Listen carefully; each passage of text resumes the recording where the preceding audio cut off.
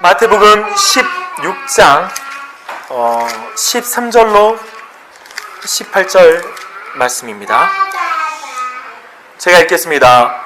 예수께서 빌립보 가이사랴 지방에 이르러 제자들에게 물어 이르시되 사람들이 인자를 누구라 하느냐? 이르되 더러는 세례요한, 더러는 엘리야, 어떤 이는 에레미야나 선지자 중에 하나라 하나이다. 이르시되 너희는 나를 누구라 하느냐? 시몬 베드로가 대답하여 이르되 주는 그리스도시요 살아계신 하나님의 아들이시니이다. 아멘. 교회는 예수를 하나님의 아들로 믿고 고백하는 사람들의 모임이잖아요. 그래서 이 신앙 고백은 어떻게 처음에 왜 필요했고 사용됐냐면, 이제 세례를 받거나 그리고 성찬에 참여할 때 모두가 나는 누구를 믿는다라는 동일한 고백을 가진 사람들이 이걸 참여해야 됐기 때문에 이 신앙 고백을 꼭 배웠어요. 또 이 신앙 고백이 필요했습니다. 또 한 가지는 이단들의 도전이 계속됐어요. 초대교회 때부터 이단의 도전이 있었는데, 특별히 가장 먼저 강력하게 등장했던 이단 중에 하나는 아리우스파라는 파가 있어요. 그 파는 어떻게 생각했냐면, 예수는 하나님이 아니다, 신이 아니다. 예수는 하나님이 창조한 최고의 인간이다. 가장 완전한 인간이어서 하나님이 그냥 양자로 삼았다. 그래서 하나님의 아들로 이렇게 삼아서 받아들였다라는 이단이 등장하게 되죠. 그 아리우스파에 대항해서 우리가 더욱더 구체화되었던 신앙 고백이 바로 사도신경이에요. 그런 측면도 있고, 다른 어떤 또 그 다음에는 예수님의 그 신성, 그리고 예수님의 인성, 예수님이 하나님이면서 어떻게 인간이냐라는 그 둘의 관계에 대한 이단이 등장했거든요. 그 이단의 등장 다음에 생긴 게 뭐냐면 칼케돈 신경이라는 게 있어요. 그래서 칼케돈 회의에서 다시 그 이단에 대해서 반박하며 우리는 이걸 믿습니다. 완전한 하나님이시면서 완전한 인간인 예수 그리스도를 우리가 믿습니다. 라는 그런 신경 또한 나타났어요. 그리고 그 뒤에 나타나는 신앙 고백은 어떤 형태가 있냐면, 이제 교파에 따라서 다 각자마다 자기가 믿는 바를 고백하는 거예요. 예를 들면 종교개혁 시대에 있잖아요. 종교개혁 시대에는 누구를 대항했을까요? 처음에 누구와 차이점이 있다는 걸 보여했을까요? 그렇지, 로마 카톨릭이죠. 그러니까 로마 카톨릭과 우리는 이런 차이점을 가지고 있습니다. 이런 교리적인 차이를 가지고 있고 우리 신앙 고백의 차이가 있습니다라는 걸 보이려고 종교개혁가들이 신앙 고백을 만드는데, 그 형태는 뭐냐면 나라별로 달라요. 그 당시 유럽의 곳곳마다 이제 개혁 신앙이 이제 퍼져 나가고 개혁 신학이 이제 알려졌기 때문에 그 곳곳마다 목회자들이 모여가지고 그들의 신앙 고백을 이렇게 썼던 거죠. 이렇게 발표했던 거죠. 그런 식으로 신앙 고백이 계속 되어 왔어요. 근데 오늘 우리가 보았던 오늘 본문은 최초의 신앙 고백이잖아요. 베드로에 의해서 드려진 최초의 신앙 고백인데, 여기에서는 우리가 하는 고백 안에는 두 가지가 포함되는 것 같아요. 첫 번째 뭐냐면 지식이에요. 당연하죠. 우리는 어떤 하나님을 믿습니다. 어떻게 행한 하나님을 믿습니다. 예수님은 어떤 분이십니다. 예를 들면 이런 명확한 정보가 들어가잖아요. 또 한 가지는 뭐냐면 고백이라는 게 들어가요. 즉 나의 고백. 그러니까 오늘 본문에 보면 예수님께서 사람들이 나를 누구라 하냐라고 말했을 때 제자들은 이때 말했던 말은 뭘까요? 엘리야라고 하고 어떤 사람은 선지자 중에 하나입니다 라고 이렇게 말했던 건 다른 사람의 이야기이기도 하기 때문에 어쩌면 정보의 이야기를 예수님께 드렸겠죠. 사람들은 이런 정보가 떠돌고 있습니다, 예수님에 대한, 이렇게 예수님께 말했을 거예요. 근데 예수님이 그에 뭐라고 질문하시냐면 너희는 나를 누구라 하냐? 라고 질문하는 거예요. 그냥 정보로 예수 그리스도를 하나님의 아들입니다 라고 말했던 것은 누구도 했냐면 귀신도 그렇게 고백해요. 귀신도 예수님 앞에 무릎을 꿇고 벌벌 떨면서 당신은 하나님의 아들입니다, 거룩하신 자의 아들이십니다 라고 고백하며 떨거든요. 그건 정보잖아요. 근데 오늘 이 고백은 너희는 나를 누구라 하냐? 이 고백을 여러분 앞에 제가 드리고 싶어요. 너는 예수님을 누구라 하냐? 너는 하나님을 어떤 분으로 고백하느냐? 이렇게 물어보는 거죠. 그래서 매우 이건 관계라는 거예요. 관계. 여러분은 하나님을 어떤 관계로 믿고 있냐 이거예요. 근데 그 관계로 믿는 데 있어서 아까 지식이 포함된다고 했죠. 근데 관계는 지식을 포함할 수 있는데 지식은 관계를 포함하지 않을 수 있어요. 예를 들면 시온이는 제 딸이죠. 근데 시온이가 저에 대해서 잘 알아요. 우리 아빠는요 살이 뚱뚱하고요, 방귀도 많이 뀌고요, 밥도 많이 드시고요, 근데 배고픈 사람 보면 불쌍하게 생각해요. 또 맛있는 음식이 있으면 막 사람들과 나누는 걸 즐거워하고요. 이렇게 여러 가지 정보를 말하지만 내 아빠라는 거 안에서 그 지식이 나눠지잖아요. 근데 예를 들면 여러분들이 어떤 다른 사람이 박용주 목사 아마 키는 1m 76쯤 될 것 같고 77 정도 될 것 같고 좀 몸무게는 한 90kg를 육박할 거야. 그리고 어느 대학교를 나왔고 또 사람 말할 때 그냥 시원시원하게 말해. 뭐 이렇게 그냥 객관적인 정보를 말한다고 말해봐요. 근데 그 사람이 나와 진짜 관계 안에 있다라는 것을 의미하는 건 아니죠. 그냥 정보일 뿐일 수 있잖아요. 그러니까 이런 차이예요.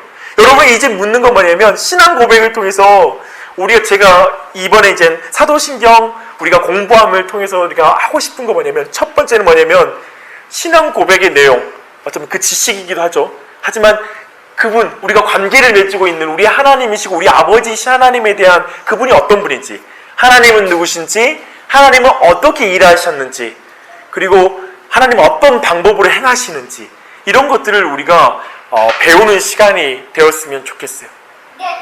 그리고 또 한 가지는 뭐냐면 그것이 나에게 무슨 의미인가 라는 걸 알아야 돼요. 앞에 부분만 있고 그것이 나에게 어떤 의미인가라고 고백하지 않다면 사실은 바른 신앙이 아니에요. 사실은 그것은 신자가 아니에요. 이 하나님이 나에게 어떤 분이신가 나에게 어떤 의미인가를 깊이 경험하고 그걸 더욱 깊이 깨닫는 시간이 되었으면 좋겠어요. 그래서 하나님 앞에서 자녀 되었다는 나는 누구인가 그리고 내 존재는 어떤 존재인가 그리고 내게 주어진 사명은 무엇인가 나는 어떻게 살아가야 하는가 여기까지 이어지는 신앙 고백 우리 시리즈가 되었으면 좋겠어요. 근데 이제 오늘 처음으로 우리가 배워나가는 부분은 뭐냐면 한번 그 신앙 고백 사도신경에 처음 한번 외워볼까요? 시작. 전지다사 천지를 만드신 하나님 아버지를 내가 믿사오며 라고 말하죠. 내가 믿사오며 전체 여기 오늘 구절 나오는 있잖아요. 그 사도신경 전체에 크레도라고 나와요. 아까 말했던 크리드라는 그 신앙 고백 이런 크리드는 뭐냐면 크레도에서 나오는 말이에요. 크레도는 뭐냐면 나는 믿는다라는 동사예요. 여러분 그래서 이 전체 내용을 볼 때 나는 믿는다 어떤 하나님을 이라는 구조 아래서 이해하되 전능하사 오늘 첫 번째 내용은 신앙 고백의 내용은 뭐냐면 전능하사 천지를 만드신 하나님을 내가 믿습니다. 즉 보이는 것과 보이지 않는 것을 만드신 전능하신 하나님을 믿는다. 두 번째 예수님을 통해 죄인들을 자녀 삼으신 하나님 아버지를 믿는다. 여기서 아버지라고 고백하잖아요. 이 아버지 안에는 예수님을 통해 죄인들을 자녀 삼으신 아버지를 믿는다는 뜻이에요. 여기는 예수님이 포함돼요. 여기는 안 나타나지만 또 세 번째는 뭐냐면 그 창조주는 그 전능한 창조주는 나의 아버지이다 라는 이 세 가지가 오늘 이 내용에서 우리가 다루어주고 있는 첫 번째 우리 사도신경에서 나누고 있는 내용입니다. 처음부터 한번 하나하나 살피면서 우리 은혜를 나누십시다. 우리 창세기 1장 1절 한번 안 펴고도 외울 수 있겠죠? 시작. 태초에 하나님께서 천지를 창조하십니다. 우리 요한복음 1장 1절로 가봐요. 우리가 요한복음 1장 1절로 3절 말씀입니다. 우리 함께 읽겠습니다. 태초에 말씀이 계시니라. 이 말씀이 하나님과 함께 계셨으니 이 말씀은 곧 하나님이시니라. 그가 태초에 하나님과 함께 계셨고 만물이 그로 말미암아 지은 바 되었으니 지은 것이 하나도 그가 없이는 된 것이 없느니라. 아멘. 우리는 지난주에도 이 말씀 살폈는데요. 이 태초에라는 이 단어가 성경인 2번 사용된다고 우리가 배웠어요. 구약 처음 시작할 때 처음 펼 때 첫 절 태초에 하나님께서 천지를 창조하시니라와 신약에서 첫 페이지 그 첫 절에 태초에 말씀이 계시니라. 이 말씀이 하나님과 함께 계셨으니 그래서 이 말씀은 예수 그리스도이죠. 그래서 우리가 처음으로 우리가 이 세상을 창조한 하나님은 어떤 분이시냐면 삼위일체 하나님이시라는 것을 오늘 여기에서 고백하는 거예요. 여기서 창조할 때 우리는 일반적으로 삼위일체에 대해서 생각할 때 창조는 구약은 그 성부 하나님의 시대, 그리고 신약은 성자 하나님의 시대, 그리고 지금은 성령 하나님의 시대, 이렇게 시대 구분을 하고 그때마다 그래 하나님 한 분씩 그 사역을 다 담당하는 것처럼, 그리고 창조는 성부 하나님이 다 행하셨고, 십자가 사건, 우리를 구속하신 사건은 예수님이 다 감당하셨고, 그리고 실제로 이제 우리에게 지금 은혜를 주시고 하나님의 사랑과 예수님으로 말미암은 유익을 지금 나에게 전달하는 건 성령님의 사역이고, 서로 완전히 구분해서 사역해라는 의식이 있잖아요. 근데 그것은 삼위일체에 대한 바른 이해가 아니에요. 창조와 구속과 그리고 구원 있잖아요. 이 모든 사역은 삼위일체 하나님이 같이 행하시는 거예요. 같이 행하시는데 그에 대한 대표를 성부 하나님께서 창조에 대한 사역을, 성자 예수 그리스도께서 구속에 대한 사역의 대표성, 그리고 우리 성령 하나님께서 그 구원을 우리에게 적용하시는 것, 그거에 대한 대표성을 가져갈 뿐이에요. 그러면서 우리가 이 첫 절에서 천지를 만드신 하나님 할 때 이 하나님은 삼위일체 하나님이다라는 고백을 오늘 창세기 1장 1절과 요한복음 1장 1절에서 우리가 확인할 수 있다는 걸 한번 짚고 넘어가야 돼요. 그 다음에 볼 것은 뭐냐면 이 삼위일체 하나님께서 뭘 창조하시죠?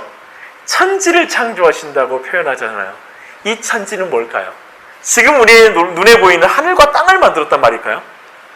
창세기 1장 1절에서의 천지, 사실은 그 천지가 아니에요. 오늘 이 창세기 1장 1절 뒤로 쭉 보면 다시 하늘을 창조한다는 표현을 쓰거든요. 그래서 여기에서 천지는 뭐냐면 보이는 세계와 보이지 않는 세계를 창조했다는 거예요. 이 보이지 않는 세계는 뭘까요? 즉 영들을 창조했다는 거예요. 천사와 또 영의 세계 있잖아요. 말할 때 우리가 지금 말할 때 눈에 보이지 않는 천국이라고 말할 때 그 천국이라는 그 장소적 개념, 이것을 하나님께서 창조하신 거예요. 그리고 그랬다는 의미이고, 또한 여기서 이제 땅은 뭐냐면 눈에 보이는 물질의 세계, 즉 온 우주를 하나님께서 만드셨다, 그 재료를 만드셨다라는 것들을 우리가 이해하면 되겠습니다. 근데 이 하나님께서 이 천지를 창조하실 때 이 천지 안에는 로마서 1장 20절은 어떻게 말하냐면 이 모든 창조물에 하나님의 능력과 신성이 담겨 있다라고 말해요. 여러분, 우리가 이 하나님께서 천지를 창조하셨다, 이때 천조주 하나님에 대해서 저는 시간이 갈수록 이 부분이 신앙에 있어서 굉장히 중요한 걸 깨달아요. 그 이유를 설명해 드릴게요. 뭐냐면 우리 일반적으로 하나님은 내 친구, 예수님은 내 친구야, 그리고 예수님이 나와 함께 하셔, 나 사랑하셔 라는 그 모든 말 속에서 느끼는 건 뭐냐면 하나님을 굉장히 작게 생각해요. 그리고 하나님을 아주 내 옆에 그냥 편안하고 그냥 좀 무시할 만큼 좀 쉽게 대할 수 있는 상대로 생각하는 것이죠. 근데 성경의 처음부터, 그리고 신약의 처음부터 선언하고 있는 이 창조주 하나님은 뭐냐면 온 세상을 만든 창조주예요. 즉 우리는 피조물이잖아요. 그러니까 우리는 일반적으로 개미 하나와 나를 비교할 때 개미하고 나하고 어떻게 비교해라고 생각하잖아요. 개미는 뭐 지성도 안 가지고 있고 땅을 그냥 기어다닐 뿐인 거하고 나하고 감히 어떻게 비교하겠어요. 근데 지금 하나님과 나에 대한 비교는 뭐냐면 그분과 나의 질적인 차이가 그것보다 훨씬 크다라는 거예요. 하나님의 지혜와 그 능력은 나와 비교할 수 없다는 거예요. 그런 면에서 볼 때 우리 모두가 하나님을 안다, 하나님을 배운다, 그리고 우리가 지성을 가지고 하나님을 추구해 나가고 하나님이 어떤 분이신지에 대해서 생각해 나갈 때 우리 모두가 가져야 될 마음은 뭐냐면 굉장히 겸손함이에요. 크신 하나님이 내 아버지가 되시다니요. 위대하고 놀라우신 그 창조주 하나님이, 그 창조주 하나님 나에 대해서 관심을 가지고 계시다니요. 정말 나는 그 모든 사랑을 받기에 당연한 사람이 아닙니다. 마땅치 않은 사람입니다. 라는 그 마음, 그 정서가 신앙 안에 굉장히 중요해요. 그래서 이 창조주 하나님에 대해서 내가 더 이해하기를 원합니다. 라는 마음을 계속 우리 안에 가졌으면 좋겠어요. 그리고 그걸 기도하실 필요가 있어요. 하나님은 정말 크신 분이세요. 저는 갈수록 그걸 깨달았으면 좋겠어요. 하나님, 내게 창조주 하나님이 얼마나 큰 분인지 알고 내가 하나님을 추구하게 해주십시오. 내가 예배하게 해주십시오. 사실 여기에서 창조주 하나님에 대한 그 크심을 알 때 우리가 진짜 예배를 드릴 수 있어요. 진정한 예배는 뭐냐면 나는 지극히 작아지고 하나님이 지극히 높으신 분을 알 때 참으로 올려드릴 수 있는 예배예요. 이런 걸 우리가 기억하면서 이 창조주 하나님에 대한 생각을 할 때 이게 신앙의 기초다. 창조주 하나님에 대한 지식이 신앙의 에센스다, 토대다. 여기 위에 올라서야지만이 죄를 알 수 있고 하나님의 사랑을 깨달을 수 있고 그 다음에 우리의 삶을 이해할 수 있어요. 그리고 지금 내가 처한 상황 속에서도 하나님이 어떤 분이신지 알 때, 창조자 하나님이 어떤 분인지 알 때 진짜 우리가 신앙을 가운데 깊은 의미를 깨달아갈 수 있고 기쁨과 확신과 그리고 충만함을 경험할 수 있어요. 그래서 이 부분을 신앙의 기초한 사실을 여러분 꼭 기억하시길 바랍니다. 근데 한번 이제 이 창조자 하나님이 이 온 세상을 만드셨다는 걸 봤잖아요. 근데 한 가지 한번 생각해 보십시다. 하나님이 창조해놓고 그냥 버려둘까요? 알아서. 근데 이 창조자 하나님을 고백할 때 필연적으로 창조의 신앙 다음에 우리가 따라오는 게 뭐냐면 섭리의 신앙이라고 그래요. 따라하겠습니다. 섭리의 신앙. 하나님이 간섭하신다는 거예요. 하나님이 이 창조와 모든 세계를 붙들고 계시고 유지하고 계시다는 거예요. 이 내용들은 이런 거예요. 사실 이 내용에 대해서 믿지 않는 사람이 굉장히 많아요. 그 이유를 설명해 드릴게요. 차근차근. 특별히 17세기 말에 영국에서 한 학파가 생겨요. 그 한 학파의 이름은 뭐냐면 이신론이라는 데이즘이라는 그런 학파가 생기는데 이 학파는 어떻게 생각하냐면 창조자 하나님을 믿어요. 근데 하나님이 이 세상을 창조해 놓고 그 다음부터는 그냥 거기다 모든 원리와 법칙 다 만들어 놓고 그냥 그 창조한 세계가 그대로 그 안에서 움직이도록 만들어 놨다. 그리고 더 이상 하나님은 간섭하지 않는다라고 생각하는 거예요. 그래서 이걸 폐쇄적 세계관이라고 말해요. 뭐냐면 이 세상은 이제 폐쇄적인 세계인 거예요. 이제 마치 시계가 있잖아요. 시계공이 시계를 정교하게 다 만들어 놓고 그다음에 가만히 놔두면 시계는 알아서 혼자 움직이잖아요. 더 이상 시계공이 간섭할 필요가 없잖아요. 바로 그 상태라는 거예요. 이 세상이. 왜 이 말까지 나오냐면 당시에 굉장히 과학적인 진보를 이룬 거예요. 유럽 사회에. 특별히 우리가 알고 있는 그 만유인력의 법칙 있잖아요. 만유인력의 법칙 이후에 사람들이 물리학과 이런 과학이 이제 발전하기 시작하죠. 근데 뭐냐면 그 발전하면서 사람들이 뭘 느끼게 되냐면 이 세상에 이제까지 이해할 수 없었던 수많은 것들이 과학적으로 다 증명된다고 이제 깨닫기 시작하는 거예요. 그래서 과학에 대한 확신들이 굉장히 커가고 낙관적인 세계관을 갖기 시작한 거예요. 그 가운데 뭐냐면 대부분 이 세계 모든 게 이제 하나님 없이도 다 설명된다. 그리고 하나님 없이도 성공하고 하나님 없이도 우리가 어떤 행동을 하게 되면 어떤 결과를 만들어낼 수 있고 하나님 없이도 우리 인생의 어떤 즐거움들 이런 것들 다 도출해낼 수 있는 그 윤리적 삶과 그리고 그런 과학적인 원리 이 모든 것이 거기서 출발해서 다 형성되는 거예요. 철학적인 체계를 만들어내버리는 거예요. 하나님 없이도 그 원리를 만들어낸 자신감이 생기기 시작했던 것입니다. 이게 얼마나 매력적이었겠어요. 이후에 진화론이 등장하잖아요. 열광하는 거죠. 하나님 없이도 창조를 설명해내니까. 이 세계의 모든 진화의 법칙으로 사람까지 나온 이 원리까지 설명해내니까 사람들은 열광했던 거죠. 왜냐하면 사람들 깊은 곳에 뭐가 있냐면 죄성이 있잖아요. 그 마음 뭐냐면 제발 종교로 지배당하고 하나님으로 지배당한 이 유럽 사회에서 마음껏 인간이 중심이라는 사회라는 걸 외치고 싶은 거예요.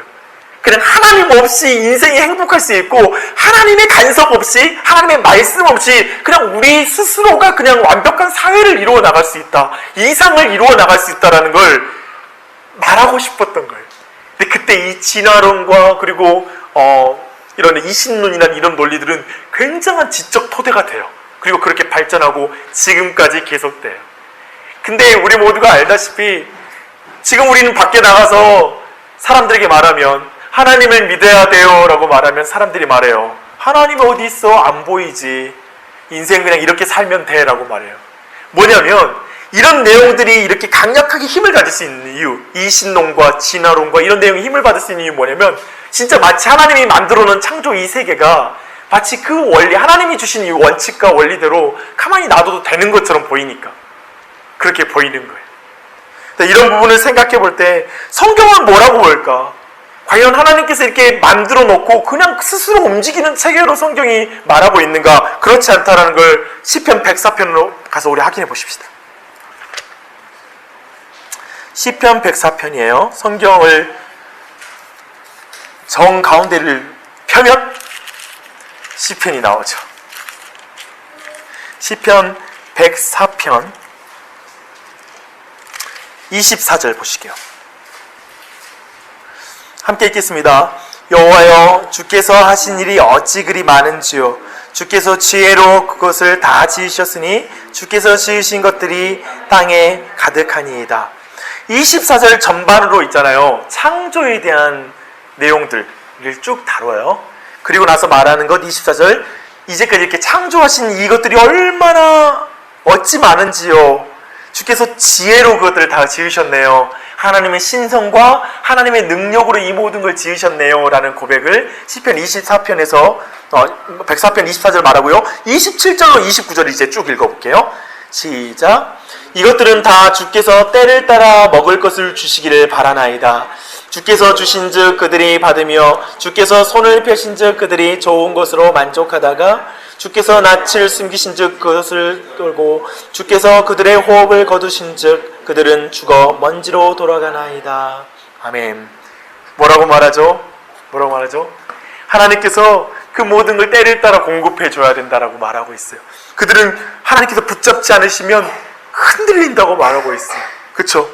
그리고 하나님께서 호흡을 거두신즉 그들은 먼지로 돌아간다라고 말했어요. 즉, 이 피조물의 모든 것에 생과 사, 그것의 생성과 소멸, 이 모든 것이 하나님이 붙들고 있습니다 라고 생각하는 거예요. 우리는 중력의 법칙이 절대 변하지 않는다라고 생각해요. 하지만 우리가 알다시피 지구의 궤도권을 넘어가자마자 우리는 중력이 사라지는 걸 알아요. 지구의 중력이 사라진다는 걸 알아요. 그리고 달에는 거의 그 중력이 존재하지 않는다는 걸 또한 알고 있어요. 그렇죠? 근데 아예 존재하지 않나요? 달에는? 약간 있죠? 그렇죠? 6분의 1 정도 있잖아요. 그렇죠? 이렇게 거의 힘이 약하죠. 즉 말하면 우리는 중력이 있잖아요. 중력이라는 게 역시 영원한 것 같고 완전한 것 같잖아요. 하지만 하나님께서 중력을 붙잡아 주시지 않으면 지금 이 지구상에 있는 중력 또한 사라져서 순식간에 이 세상은 아수라장이 될 거라는 거예요. 그리고 봐봐요. 모든 우주가 정확한 궤도로 움직이잖아요. 그것이 하나라도 어그러지면 우주적인 혼란이 일어나잖아요. 우리가 알다시피 거대한 파멸로 치닫잖아요. 근데 어떻게 이 거대한 우주가 이 정확한 궤도를 이루며 올라갈까 했을 때 우리가 믿는 바는 뭐냐면 하나님이 그거 하나하나를 지금 다 붙들고 있다는 거예요. 그대로 움직이게 해주신다는 거예요. 지금 이게 중력의 법칙에 따라서 떨어져야 되죠. 이 핸드폰이 안 떨어진 이유는 내가 잡고 있기 때문이죠. 이 동일하게 이 세상의 모든 법칙, 인과응보의 법칙, 공부를 해야 좋은 성적이 나오는 법칙, 모든 법칙 하나하나가 하나님이 붙들어 주신 결과라는 거예요. 그래서 우리는 일이 너무 잘 되는 순간에 사실은 사람들이 어떤 기도한 줄 알아요? 이걸 잘 모르는 사람들은 일이 너무 잘 되면 하나님이 붙들고 있다는 사실을 모르는 사람은 하나님, 내 잘못이 있지만 제발 이때 간섭해서 이거 깨지 마세요. 이런 기도를 한다고요. 그냥 나 지금 일 잘 되고 있으니까 내가 열심히 공부해 성적 잘 나오고 있으니까 하나님 간섭하지 마세요. 차라리 혹시 내 죄 때문에 간섭할까봐 겁이 나는 거야. 이거마저 깨뜨릴까봐, 이 원리마저 깨뜨릴까봐. 왜냐면 이거 자체의 원리는 지금 내 자신이 잘해가지고 되고 있는 원리거든. 이런 신앙. 아니면 모든 원리를 그냥 몰빵해서 기도원으로 들어가 버린, 모든 그냥 기도로만 됩니다 하고 그냥 기도로 다 되는 것처럼 생각하는, 마치 지금 이 원리, 하나님께서 온 세상의 법칙까지 주관하고 계시다는 사실을 잘못 이해하면 이렇게 신앙의 이 두 가지를 연결시키지 못하고 분리되는 신앙을 하게 되어 있어요. 이런 측면들을 여러분 다시 한번 생각하시고 갔으면 좋겠어요. 생각하십시다. 하나님은 자연의 법칙도 만드셨어요. 그리고 그걸 붙잡고 계세요. 그리고 우리가 밥을 먹어 생명을 유지하게 하세요. 근데 의외로 밥을 먹을 때 감사의 기도를 안 해요. 안 믿는 사람은. 왜냐하면 밥이 생명을 준다고 생각하거든요. 근데 우리가 믿는 바는 이 밥을 주셔서 생명을 주신 원리를 하나님이 주셨어. 그리고 이 밥도 하나님이 주셨어. 여기까지 우리는 다 믿고 밥 한 그릇을 놓고도 감사의 기도를 드리고 밥 한 그릇을 놓고도 그날 그 밥을 달라고 기도하는 거죠. 왜냐하면 그 밥 한 그릇까지도 하나님이 주신다고 믿으니까요. 예를 들면 이렇게 신앙 안에 이렇게 통합된다는 사실이에요. 이런 부분을 우리가 이해할 때 우리가 어떤 하나님의 창조와 그리고 하나님이 통치하신다라는 섭리의 교리를 다 믿는 게 바로 전능하사 천지를 만드신 하나님을 내가 믿습니다 라는 고백입니다. 그렇다면 이제 우리가 살펴보고 싶은 건 뭐냐면 예수님을 통해 죄인들을 자녀 삼으신 하나님 아버지를 믿습니다 라는 부분이에요. 다시 한번 우리 요한복음 1장으로 가보실게요. 요한복음 1장 14절이에요. 다 함께 읽겠습니다. 시작. 말씀이 육신이 되어 우리 가운데 거하심에 우리가 그의 영광을 보니 아버지의 독생자의 영광이요 은혜와 진리가 충만하더라. 아멘. 우리는 인간을 창조한 하나님의 역사를 잘 알고 있어요. 그리고 그 창조가 매우 선하였고 완전하였다는 걸 우리가 알고 있어요. 그리고 그때 하나님과 우리의 관계가 매우 완전하고 죄가 틈타지 않았다는 걸 우리는 배웠습니다. 근데 우리가 알다시피 인간은 하나님을 떠났고 하나님을 버렸고 하나님으로부터 돌이켜서 자신의 길을 가기로 했고 자기 스스로 살기로 했고 자기 스스로 행복을 추구하고 선과 악을 아는 지식을 추구해 가기로 결정했던 걸 우리가 알았어요. 그럼 명백하게 뭐냐면 하나님을 버렸다라는 거예요. 그리고 내 뜻대로 살겠다라는 것을 분명하게 표현한 거예요. 근데 하나님은 창조해 놓고 넣었는데 그 창조물이 하나님을 떠났다고 해서 그 창조물을 버렸나요? 아까 말한 대로 이 온 세상을 그대로 붙드시 심지어 인간을 그 창조물의 최고의 권위의 위치에 세우셔서 하나님이 자신의 형상을 담도록 지어놨던 인간이 타락함으로 말미암아 그들의 아비가 사탄이 되었죠. 그들은 거짓의 아비, 이제 사단의 말을 듣고 떠나는 그 존재가 되었음에도 불구하고 하나님께서는 그 죄인을 위해서 인간의 옷을 입고, 즉 말씀이 육신이 되어서 인간에게 오신 거예요. 그리고 육신의 모습을 썼던 이 사실은 뭐냐면 하나님이 이 피조물을 향하여 간섭하시는 절정인 거예요. 아까 말했잖아요. 모든 피조물 하나님이 간섭하고 계시다고. 그런데 죄인을 향하여 하나님께서 육신의 몸을 입고 피조 세계로 들어와서 피조물의 공간과 피조물의 시간 안에 들어오는 것. 마치 우리가 어쩌면 각자가 여러분 모두가 짐승의 옷을 입는다고 생각해봐요. 아마 그 곰 가죽을 잘라서 핏덩어리가 있는 그 피의 옷을 입어서 여러분이 아마 꼬매고 들어온다고 생각해보세요. 아마 비린내가 나고 그 곰 가죽으로 몸을 감쌌을 때 온갖 불편함과 어떤 거기 안에서 짜증이 나오겠죠. 그리고 거기 안에 불쾌함이 우리 안에 있을 거예요. 근데 지금 하나님께서 인간이 되셨다라는 것 차원에서는 그 차원을 넘어선 부분이에요. 창조주가 지금 피조물이 된 거예요. 우리가 곰이 되는 수준이 아니라. 그러니까 그 수준을 생각해 보세요. 하나님께서 인간이 되어서 이 땅에 오셨다라는 거예요. 그리고 자연 법칙을 깨신 게 아니라 이 모든 법칙을 완성하세요. 하나님이 율법을 깨고 오신 게 아니라 율법을 완성하세요. 뭐냐면 우리 모두가 하나님을 떠남으로 말미암아 죽을 수밖에 없는, 이미 죽었던 우리를 위하여 그분이 오셔서 대신 죽음을 감당하심으로 말미암아 우리를 영원한 생명으로 인도하는, 그 참된 생명을 인도하는 역사로 하나님이 인도하시는 거죠. 그 놀라운 역사를 통하여서 우리 모두가 하나님을 아버지라 부른다는 거예요. 그래서 우리 모두가 주기도문 할 때 하늘에 계신 우리 아버지여 라고 기도하죠. 그리고 오늘 사도신경이 첫 번째가 뭐냐면 전능하사 천지를 만드신 하나님 아버지를 내가 믿습니다. 이 모든 내용이 똑같거든요. 주기도문의 구조와 사도신경의 구조가 똑같거든요.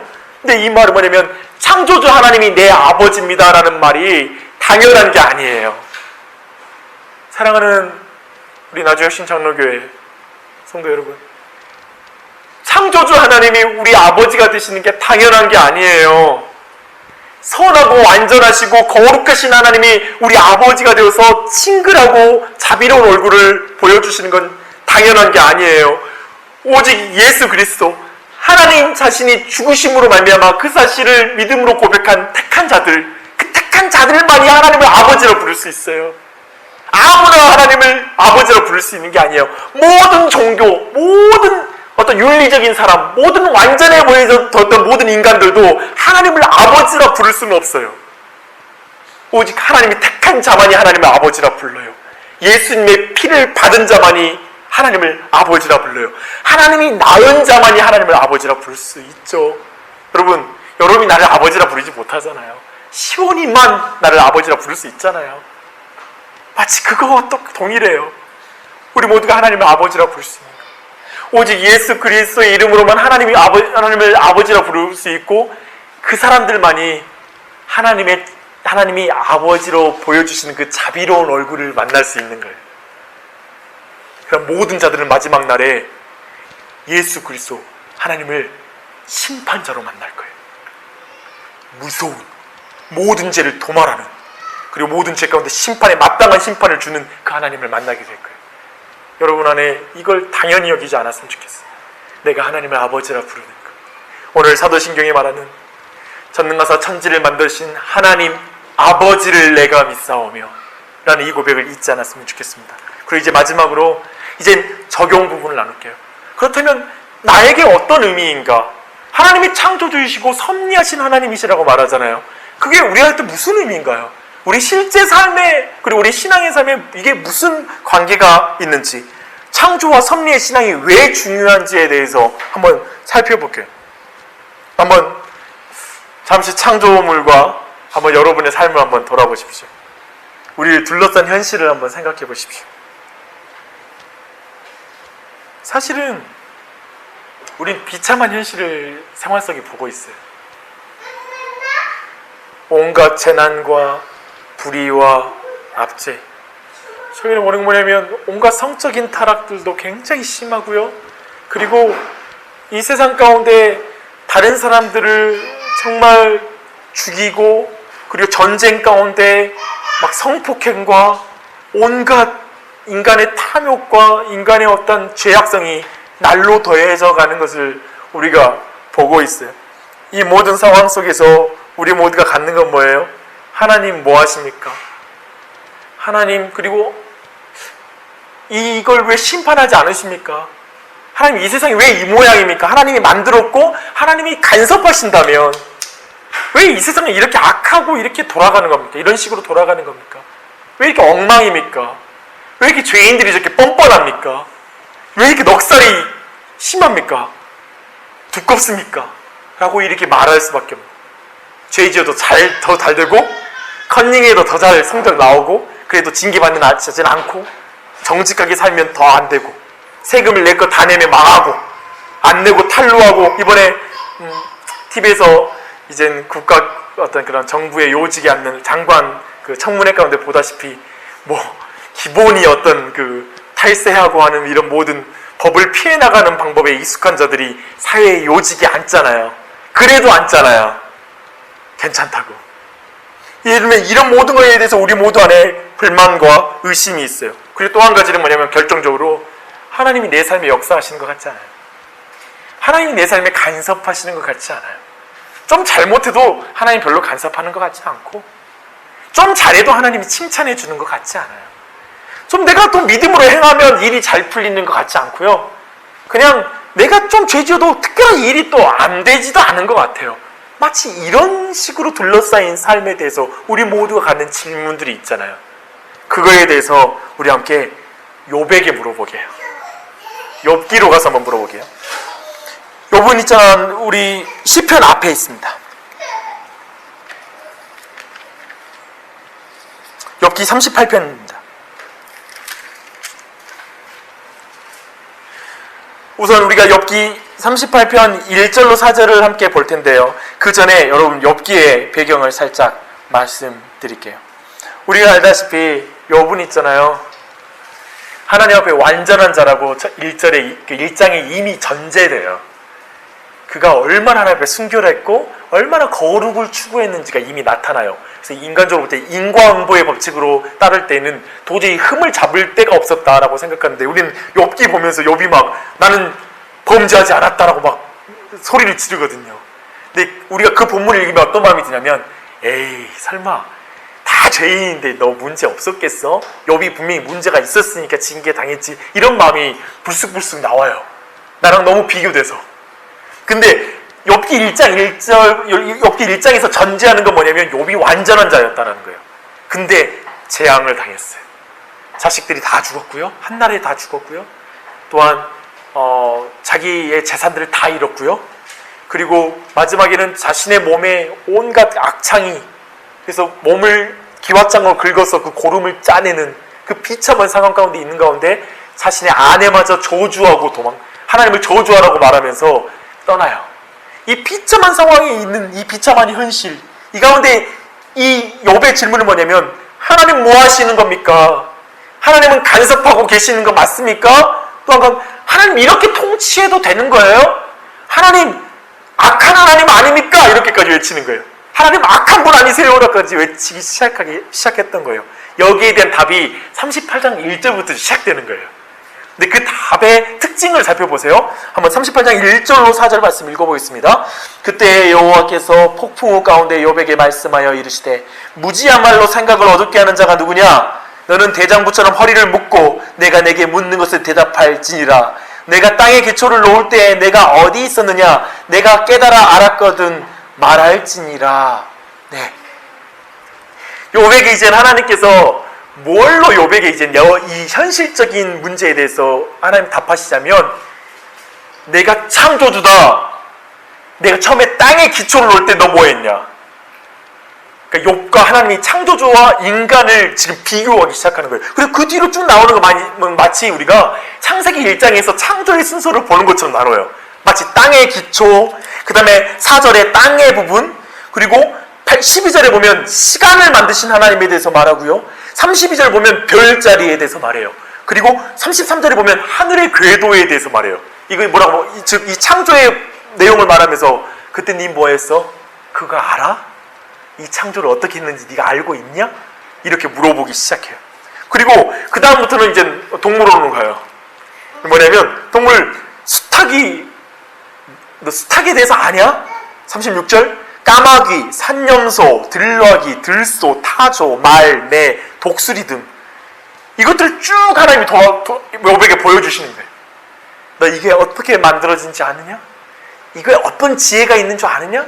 이것들이 어떻게 생활하는지 아느냐? 그 속성? 이 모든 것이 어떻게 만드는지 그 창조에 대해서 설명하기 시작하는 거예요. 이걸 하고 나서 있잖아요. 40장으로 가보실게요. 40장 1절로 8절 이런 걸 쭉 돌아보고 나니까 여러분이 지금 욥이 대답할 때 욥의 반응을 보면서 욥이 좀 이상한 부분이 있어요. 한번 잘 살펴보세요. 여러분의 솔직한 느낌을 한번 보세요. 40장 1절로 8절 말씀인데요. 같이 읽겠습니다. 시작. 그래서 또 욥에게 일러 말씀하시되 트집 잡는 자가 전능자와 다투겠느냐? 하나님을 탓하는 자는 대답할지니라. 욥이 여호와께 대답하여 이르되 보소서 나는 비쳐나오니 무엇이라 주께 대답하리이까? 손으로 내 입을 가릴 뿐이로소이다.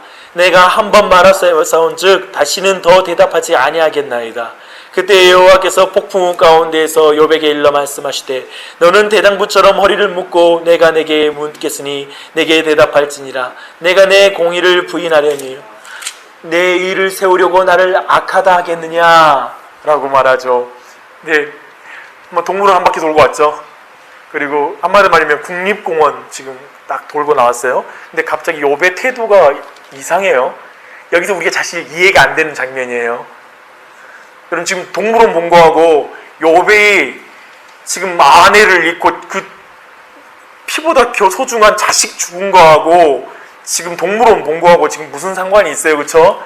그런 느낌 있잖아요. 지금 별로 연결이 잘 안 되는 듯해요. 근데 또 뭐냐면 두 번째 라운드로 들어가요. 하나님께서 이제 질문하는 라운드가 시작되는데 그 질문은 뭐냐면 동일해요. 창조주와 욥을 비교하는 것으로 뒤로 또 계속돼요. 동물에 대해서 계속 독수리와 매와 이런 내용들이 쭉 다시 진행됩니다.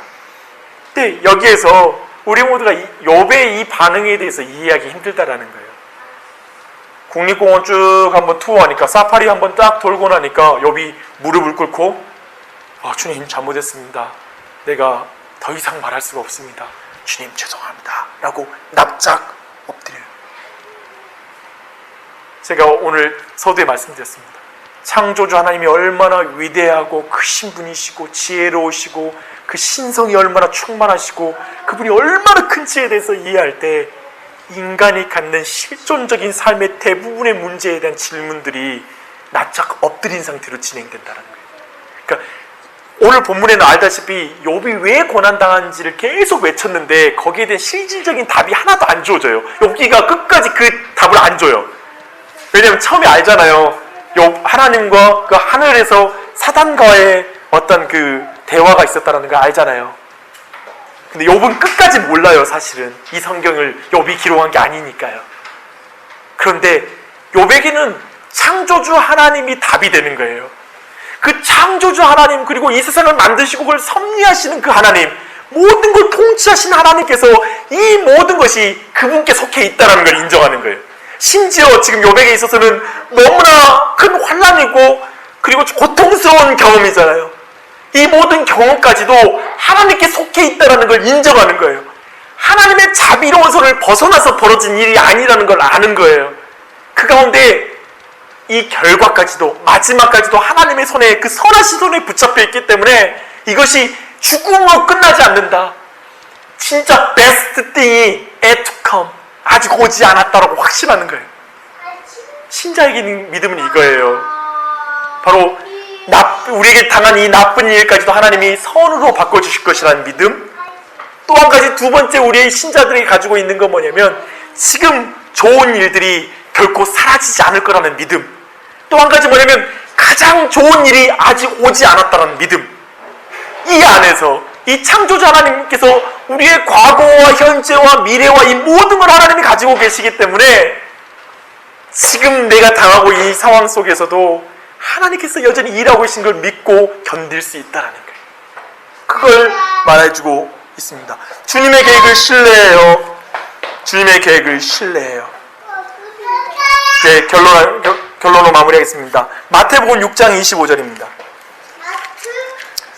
마태복음 6장 25절로 33절입니다.